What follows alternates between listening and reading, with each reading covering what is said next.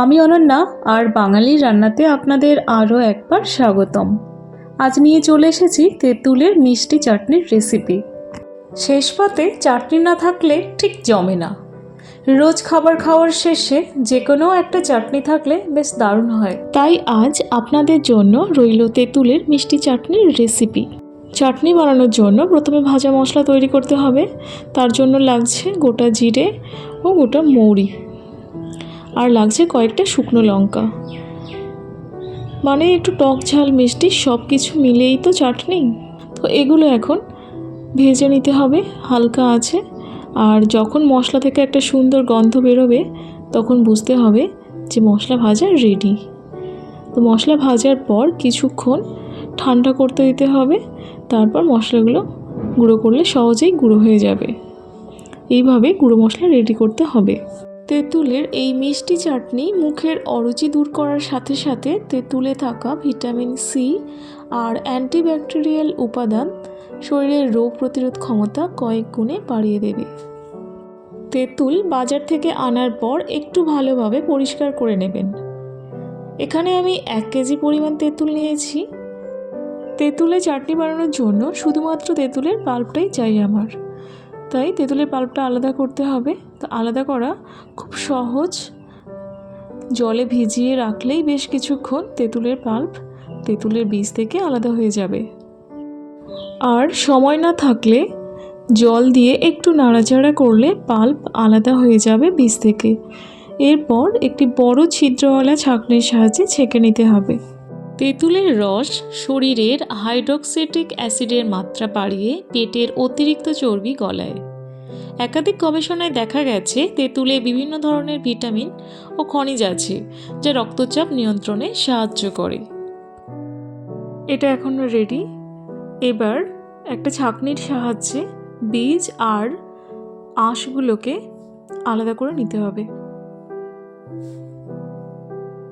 ঠিক এভাবে।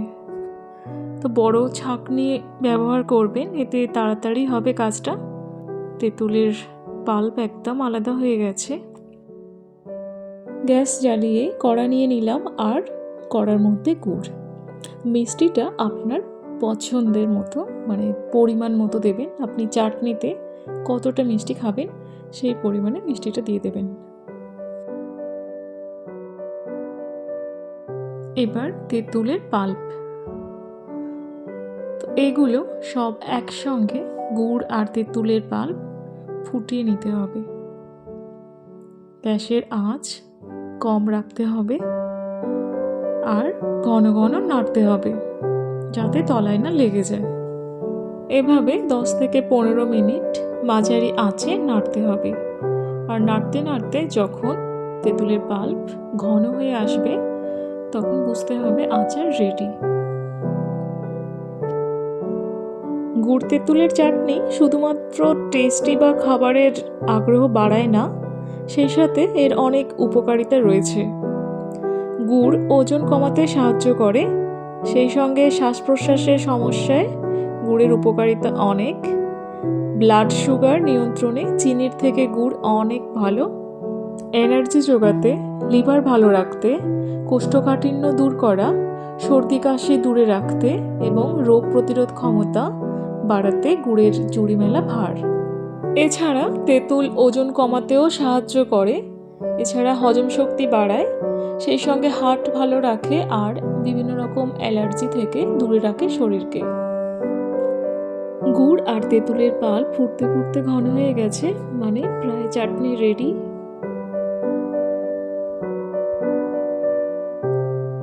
বিট নুন পরিমাণ মতো দিয়ে দেবেন, মানে স্বাদ অনুযায়ী। তো এই নুন ভালোভাবে চাটনির মধ্যে মিশিয়ে দিতে হবে। কোথাও ডেলা ডেলা ভাব থাকলে চলবে না, তাহলে চাটনি খাওয়ার সময় এগুলো মুখের মধ্যে ডিস্টার্ব করবে। তাই ভালোভাবে মিশিয়ে নিতে হবে। নুন মেশানোর পর গ্যাস অফ করে দিতে হবে। সব শেষে ভাজা মশলার গুঁড়ো ভালোভাবে মেশালেই তেঁতুলের মিষ্টি মিষ্টি চাটনি তৈরি। এই চাটনি আপনার পছন্দের খাবারের সঙ্গে এবার পরিবেশন করুন, জাস্ট জমে যাবে। আর ঠান্ডা করার পর চাটনি যে কোনো জারে মানে কাঁচের জারে সংরক্ষণ করুন। দীর্ঘদিন সময় পর্যন্ত ভালো থাকবে। বাড়িতে তেঁতুলের এই মিষ্টি চাটনি তৈরি করুন, খান এবং আপনার গুরুত্বপূর্ণ মতামত আমার সঙ্গে শেয়ার করুন। আশা করছি আজকের রেসিপি আপনাদের ভালো লেগেছে। লাইক, কমেন্ট, শেয়ার করতে ভুলবেন না। আপনার একটি লাইক আমার জন্য অনেক গুরুত্বপূর্ণ। আর আপনি যদি নতুন হয়ে থাকেন আমার চ্যানেলে, প্লিজ চ্যানেলটি সাবস্ক্রাইব করে পাশে থাকবেন। আমার পরবর্তী ভিডিও আপনার কাছে পৌঁছে যাবে। ভিডিওটি এতক্ষণ দেখার জন্য অসংখ্য ধন্যবাদ। আর আপনারা সবাই অনেক অনেক ভালো থাকবেন, সুস্থ থাকবেন এবং নিজের খেয়াল রাখবেন। Thank you.